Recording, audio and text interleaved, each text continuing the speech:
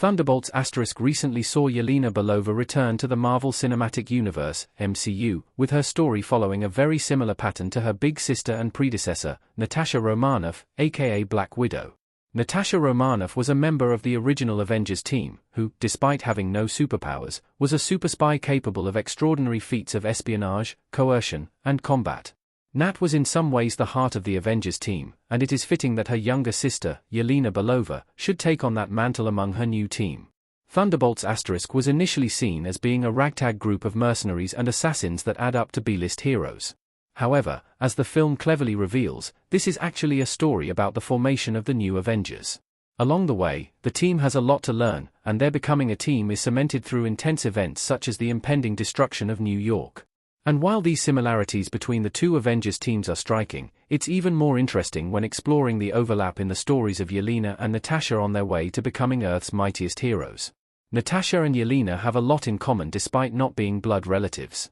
They both have similar upbringings even after splitting up. The thing is, while Natasha and Yelena are portrayed as being sisters in the MCU, this relationship originally began as a facade. The entire family, which consisted of young Yelena, Natasha, and Alexei and Melina, was a cover for the adults to infiltrate and spy on US secrets. But Yelena was just 3 when these rows began, and her whole childhood was lived under the false idea that this was her genuine family. Despite this, Yelena formed a real bond with Natasha, which she expected would continue after they returned home to Russia. However, they continued to have similar upbringings, despite their separation, with both girls going through intensive training in the Red Room program. Like Natasha, Yelena was an adept spy and a fast learner who became an exemplary student. And while this was not a path that either girl chose for themselves, they took to it with extreme skill and speed.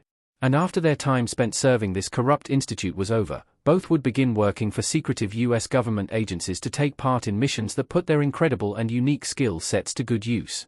Natasha found her purpose with the Avengers and Clint Barton. The original Black Widow found a home after leaving the Red Room. Natasha was able to land on her feet working for S.H.I.E.L.D., an organization that, while concerned with espionage, secrecy and shady spy dealings, was much less oppressive than her previous line of work in the Red Room. Here, she was able to continue to refine her talents and form some connections, but it was not until later, when she was assigned to work on the Avengers Initiative, and go on to become a part of that team, that she would find a home for herself. And thus, Natasha was able to leave her tragic past behind her, and move forward towards a brighter future with her friends. However, there were some connections that proved more close than others. For instance, Clint Barton was another agent who she met in the line of duty. Originally, the pair faced off against each other when Clint was working for S.H.I.E.L.D. and Nat was on an assignment, but it was Clint that helped her to find a way to get away from her previous employers and join the good guys. Then, together, they were able to join the Avengers, despite not having become traditional superheroes or gods in the same way the other members of the team were positioned as such. On a similar note, Yelena grew up under the watchful eye of the Red Room, where she was employed as an assassin, though she never had the option to leave for herself.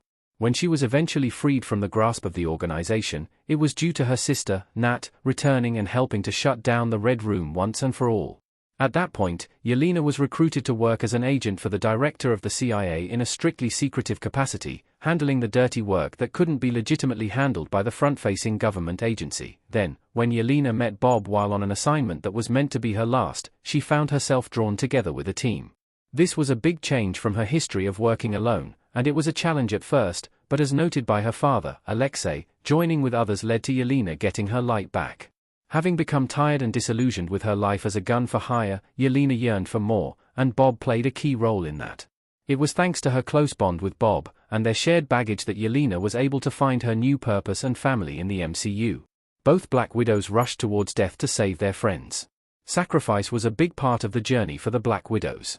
And most decisively, both of these women, who took on the name of Black Widows while in the Red Room, only to repurpose that identity to become heroes, would eventually find themselves staring into the depths of a void that could prove to be their ends.